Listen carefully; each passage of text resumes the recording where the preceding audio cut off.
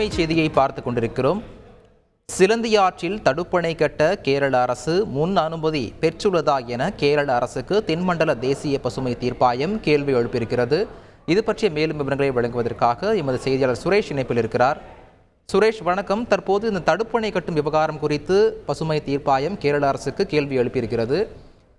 இது குறித்து கேரள அரசு தரப்பில் எதுவும் பதிலளிக்கப்பட்டிருக்கிறதா? விவரங்களை பதிவு பண்ணுங்க. வணக்கம். அமராவதி ஆற்றினுடைய துணைப்படுகையின் ஒரு பகுதியான சிலந்தி ஆற்றின் குறுக்கே கேரள அரசு தடுப்பணை கட்டி வருவதாக நாளிதழ்களில் வெளியான செய்தியின் அடிப்படையில் தென்மண்டல தேசிய பசுமை தீர்ப்பாயம் தாமாக முன்வந்து வழக்கை விசாரணைக்கு எடுத்துக்கொண்டது. இந்த வழக்கு தீர்ப்பாயத்தின் நீதித்துறை உறுப்பினர் நீதிபதி புஷ்பா சத்யநாராயணா தலைமையிலான அமர்வில் இன்றைக்கு விசாரணைக்கு வந்தபோது காவிரி தீர்ப்பாயத்தால் கேரள அரசுக்கு ஒதுக்கப்பட்ட 3 TMC தண்ணீரை தான் சிலந்தி ஆற்றில் தேக்கி வைப்பதற்காக தடுப்பணை கட்ட வருகிறது என்று கேரள அரசு தரப்பில் தெரிவிக்கப்பட்டது. அதே சமயம் தமிழக அரசு தரப்பில் அந்த தடுப்பணை கட்டக்கூடிய விவரத்தை தமிழக அரசுக்கு கேரளா தெரிவிக்கவில்லை என்றும் 3 TMC நீரைத்தான் எடுப்பார்கள் என்று எப்படி நம்புவது, எப்படி நீரை அளவிடுவது என்று கேள்வி எழுப்பப்பட்டது.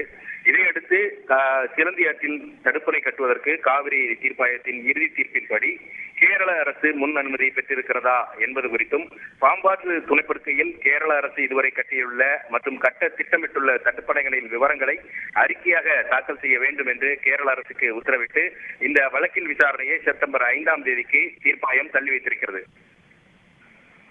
முழு விவரங்களை வழங்கியதற்கு நன்றி சுரேஷ். செய்திகளை உடனுக்குடன் தெரிந்து கொள்ள உடனே சப்ஸ்கிரைப் பண்ணுங்க.